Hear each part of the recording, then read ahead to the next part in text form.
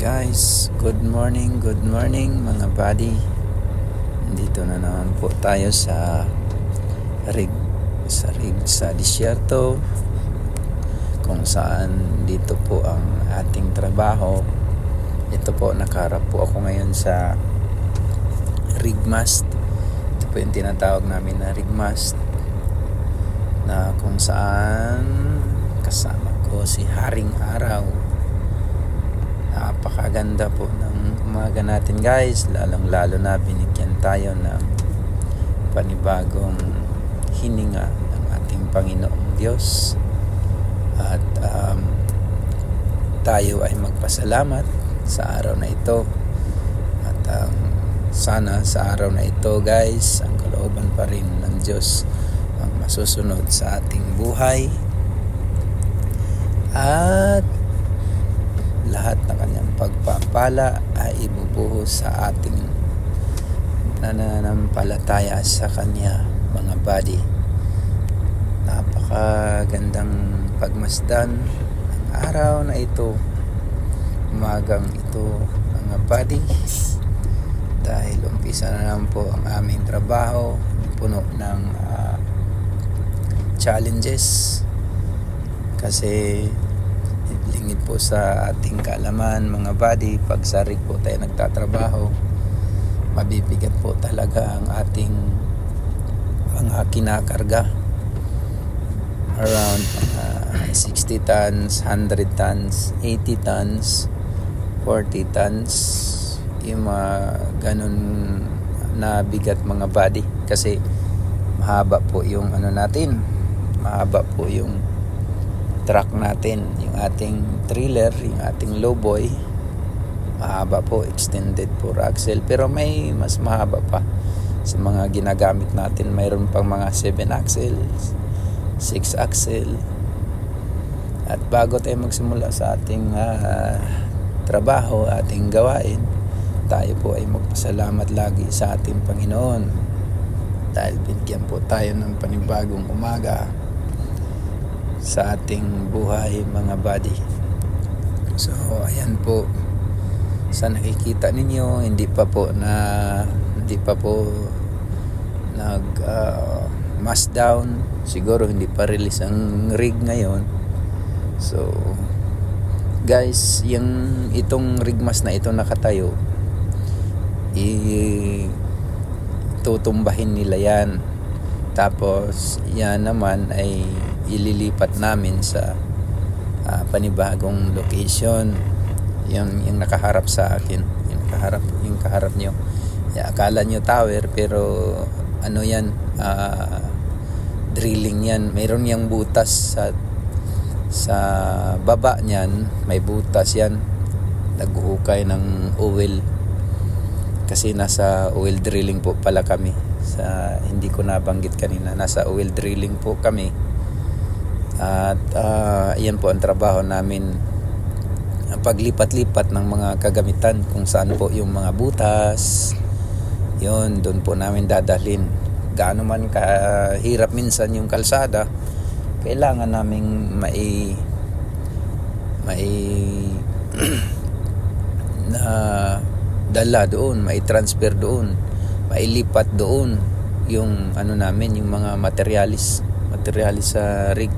So ayan po, yung kaharap na yan, parang normal lang tignan, pero ang ilalim niyan, ang butas niyan, nasa mga around 30 kilometers ang lalim. Minsan 20 kilometers, 18 kilometers, mga ganun ang lalim niyan, sa pinaka ilalim talaga, guys, bago makahukay ng oil. Kung hindi man, actually guys, yung mga nahuhukay dyan, mga mud yan na na kasama na yung mga oil doon, or di kaya crudo, tapos isisegregate lang yan sa mga, yung tinatawag naming mud tank. Mayroon kaming tinatawag na shaker. So doon po yan nag-isolate sa ilalim. Mayroon po silang tinatawag na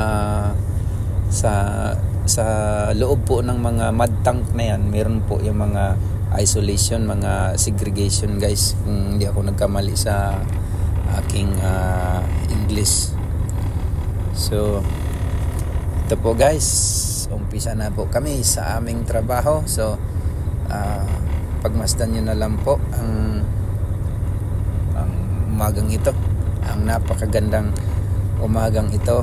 At mayroon pang natitirang 4 minutes guys dito sa dito sa pagbibideo ko guys. So maraming salamat kasi ngayon nag-uumpisa na pala na nagli-lifting ang mga crane guys. Ngayon nasa pilahan pala ako, so naghihintay po ako ng tawag ng signal nila para saluin yung mga karga namin guys. So ayan po,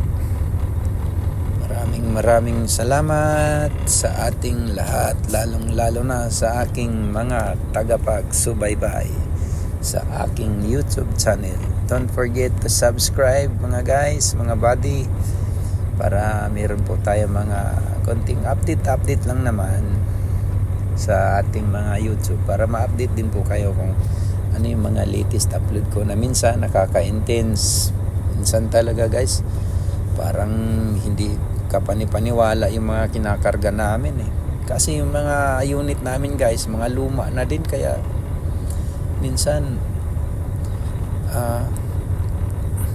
maayaw ka na kasi parang minsan lakas lang ng loob meron ka, pero ang lakas ng truck wala.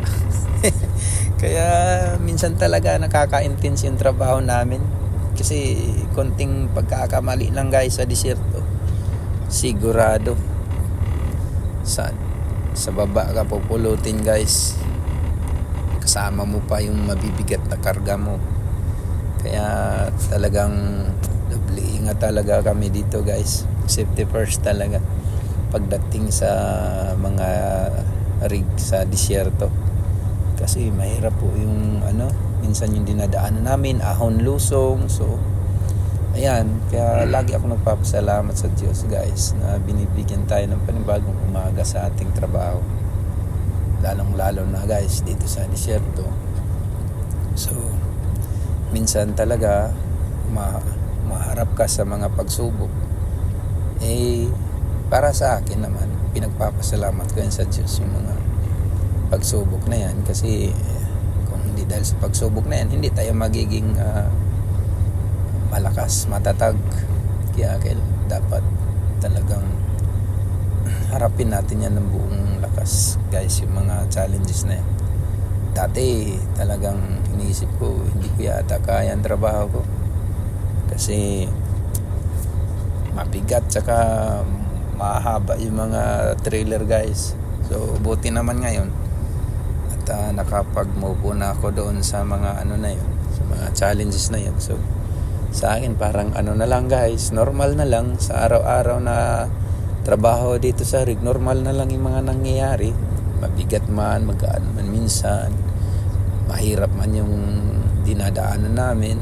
So it's normal for me right now guys. So ayun po guys, maraming salamat, napahaba pa tuloy yung ko guys. Maraming salamat po sa inyo,